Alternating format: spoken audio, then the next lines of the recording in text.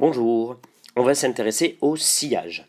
Le sillage, c'est l'ensemble des motifs qui se développent derrière un objet qui se déplace à la surface libre d'un liquide, comme vous voyez sur la photographie où j'ai choisi donc d'illustrer ça avec une photographie d'un canard qui se déplace à la surface de l'eau, et on observe derrière ce motif caractéristique en forme de V, à l'intérieur duquel on voit regrouper toutes les perturbations qui ont été excitées par le canard lorsqu'il se déplace à la surface de l'eau. Alors, le premier à avoir prédit la forme de ce sillage et à s'y être intéressé de près, c'est Lord Kelvin. Lord Kelvin, alias William Thomson, qui a étudié et prévu donc la forme de ces sillages en 1887, et c'est sa théorie qu'on va reprendre ici. Lorsqu'on place un objet à la surface libre d'un liquide, on est obligé de déformer la surface du liquide pour faire place à l'objet. C'est ce que j'ai représenté ici sur le schéma. Et la perturbation que ça engendre n'est bien sûr pas un profil stable. Sous l'effet de la gravité, la surface va revenir dans son état horizontal. Et donc, elle va se déformer et on observe à la surface du liquide la propagation d'ondes de déformation. Alors, je vais dessiner l'objet sur le schéma. Et j'ai placé ici l'objet en question, c'est un canard de taille caractéristique L. Selon la théorie de Fourier, la déformation initiale représentée ici en creux peut être considérée comme résultant d'une superposition, c'est-à-dire d'une somme, de déformations sinusoïdales. Et on a en fait une infinité de déformations sinusoïdales qu'on peut additionner et qui vont finir par reproduire la déformation imposée par le canard. Alors, chaque déformation sinusoïdale est caractérisée par une longueur d'onde, lambda, que je peux représenter aussi en fonction du vecteur d'onde k, en écrivant que lambda est égal à 2pi sur k, et cette déformation sinusoïdale a une amplitude petit a, qui va dépendre de k, puisque je vais caractériser chacune des déformations sinusoïdales avec k. Ce qu'on observe à la surface de l'eau, c'est finalement la déformation qui résulte de la propagation de toutes ces ondes sinusoïdales ici. Et il faut donc maintenant s'interroger sur quelle est la vitesse à laquelle se déplace chacune de ces déformations sinusoïdales. Avec les outils de la mécanique des fluides, on peut montrer que la pulsation de chaque onde sinusoïdale est reliée à son vecteur d'onde k par la relation de dispersion suivante, oméga carré égale g fois k, qui est celle qui caractérise la propagation dans un bassin de profondeur très très grande, on dit en fait de profondeur infinie. On va déduire de cette relation de dispersion en fait la vitesse de propagation de ces ondes sinusoïdales à la surface de l'eau. La vitesse de phase représente la vitesse de propagation d'une de ces ondes de déformation sinusoïdale que j'évoquais précédemment. Elle est donnée par la relation oméga sur k, et je peux finalement arriver à l'écrire en fonction de la longueur d'onde de lambda, sous la forme racine de g lambda sur 2pi. Puis, pour que ce soit plus simple pour la suite, je vais noter c, la vitesse de phase. Alors, la vitesse de phase est la vitesse de propagation d'une des ondes sinusoïdales que j'ai représenté à la diapositive précédente et qui constitue une composante de la déformation induite par le canard. Et on ne voit jamais en fait cette vitesse de propagation parce qu'on n'arrive jamais à isoler cette déformation sinusoïdale. Ce qu'on voit, c'est la vitesse de propagation de l'ensemble des ondes sinusoïdales que le canard excite. Si l'on considère l'ensemble de toutes les ondes sinusoïdales qui ont une longueur d'onde voisine d'une longueur d'onde moyenne lambda, elles vont créer en fait une espèce de vague qui va se propager à la surface du liquide à une vitesse qu'on appelle vitesse de groupe. Et en faisant le calcul, on trouve que cette vitesse de groupe est la moitié de la vitesse de phase, c sur 2. Et ça, c'est un résultat important dont on va se servir dans la suite pour déterminer l'angle du sillage. Juste une remarque en passant, on voit que la vitesse de phase dépend de la longueur d'onde de lambda, ce qui signe en fait que la propagation des ondes qu'on étudie ici est dispersive, et c'est ce qui fait justement toute la particularité du sillage de Kelvin. On va considérer que notre objet, le canard, se trouve par exemple au point O, à un instant t égale à 0, et que après avoir nagé pendant une durée t, il se trouve au point O'. Pendant cette durée t, le canard a avancé d'une distance u fois t, où u est sa vitesse. Et je vais considérer maintenant une des ondes sinusoïdales qui constituent l'ensemble des ondes excitées par le canard lorsqu'il est au point O. Chacune des ondes sinusoïdales que j'ai dessinées précédemment va se propager en formant des cercles centrés sur O. Mais comme j'ai dit précédemment, on ne peut pas visualiser individuellement chacune de ces ondes-là. Mais néanmoins, au point de vue théorique, je peux tout à fait considérer une onde de longueur d'onde lambda émise par le canard lorsqu'il est en O, et une fois que le canard est arrivé en O', cette onde s'est élargie et forme un cercle ici, dont le rayon est égal à C fois T, puisqu'on a vu que cette onde sinusoïdale se propage à la vitesse C. Alors pour les besoins ultérieurs, je vais définir ici le point P qui est atteint par cette onde purement sinusoïdale. Ce qu'on observe à la surface du liquide, c'est par contre la vague formée, ou la déformation, si vous voulez, formée par l'ensemble des ondes sinusoïdales qui auraient une longueur d'onde voisine de lambda. Et là, on sait que cette déformation se déplace à une vitesse moitié, qu'on appelle vitesse de groupe. Voilà. Enfin, le fait que ce soit la moitié ici, c'est particulier à la relation de dispersion, mais le fait que je considère ici un ensemble d'ondes sinusoïdales de longueur d'onde voisine d'une longueur d'onde moyenne lambda fait que je considère la vitesse de groupe et on arrive au point G ici avec une distance parcourue qui est Vg fois T. Je vais relier le point G au point O' et faire intervenir ici l'angle alpha. La déformation maximale qu'on observe au point G est associée finalement à cet angle alpha et constitue un des motifs qu'on observe derrière le canard. Donc la question qui se pose, c'est quelle est la longueur d'onde lambda qui correspondrait à une vitesse de groupe maximale et donc à un angle alpha maximal et qui déterminerait finalement l'ouverture du sillage qu'on peut observer.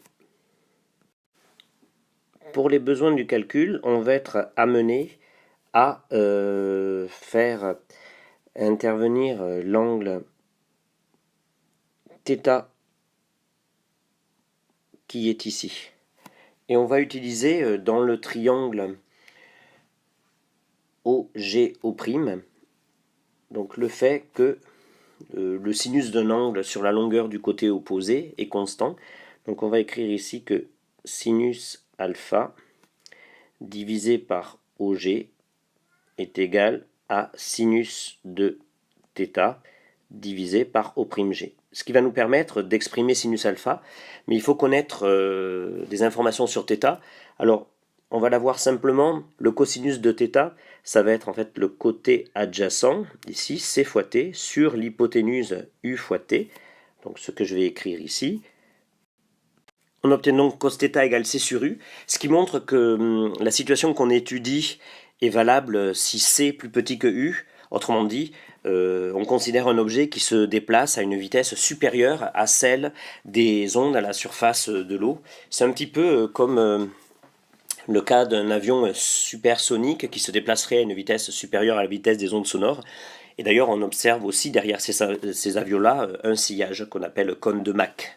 Alors on va revenir ici au sillage de Kelvin et on va calculer le sinus de alpha. Donc on reprend le calcul, sinus alpha c'est OG sur O'G fois sinus θ. OG, on sait que ça vaut CT sur 2. Alors cosinus θ on avait C sur U, donc sinus θ je vais avoir en fait la racine de 1 moins cos carré θ, c'est-à-dire 1 moins C2 sur U carré. On voit donc qu'il me faut calculer la distance O'G. Pour ça, je vais considérer le vecteur O'G au carré, c'est-à-dire en fait O' plus OG au carré, ou encore OG moins O' au carré, et on va développer ce carré-là. Alors, OG au carré, ça fait 1 quart de C2 T2. O' au carré, ça fait U carré T carré. Et ensuite, on a moins 2 fois le produit scalaire, donc moins 2 fois. Donc la norme de OG, c'est CT sur 2. La norme de OO', c'est UT. Et le cosinus entre OG et OO', c'est le cosinus de θ. Et on a vu que ça valait C sur U. Et donc tout ça nous donne en fait, pour OG, T carré, facteur de U2, moins 3C carré sur 4. On peut donc maintenant exprimer sinus alpha. Voilà, j'exprime sinus alpha et en fin de compte, j'obtiens C sur 2U, facteur de racine de U2 moins C2 sur racine de U carré moins 3C carré sur 4. Je fais intervenir la variable sans dimension x qui est C sur U, ce qui me permet d'obtenir une expression de sinus alpha en fonction de x. Et on voit que x est directement lié à la longueur d'onde lambda des perturbations sinusoïdales qui sont excitées par le canard à la surface de l'eau. Maintenant, pour trouver l'ouverture du sillage, il va falloir trouver la valeur maximale de alpha, c'est-à-dire en fait trouver quelle est la longueur d'onde de l'ensemble des perturbations sinusoïdales qui vont pouvoir se propager le plus loin du point d'émission. Et c'est ce qu'on va faire ici. Alors, on va pas calculer la dérivée. En fait, en calculant la dérivée de sinus alpha par rapport à x, on trouve donc une valeur de x qui annule la dérivée et qui correspond à une valeur maximale de sinus alpha qui correspond à x égale racine de 2 tiers. Et ça donne en fait un sinus de alpha correspondant qui vaut 1 tiers.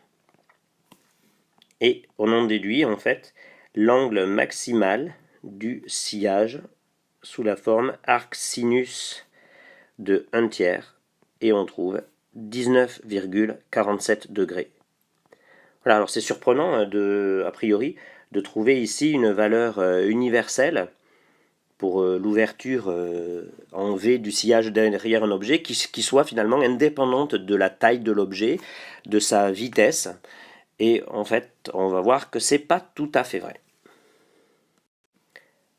À la valeur xm égale racine de 2 tiers correspond une valeur particulière de la longueur d'onde, lambda n, qui est 4 tiers de pi u carré sur g.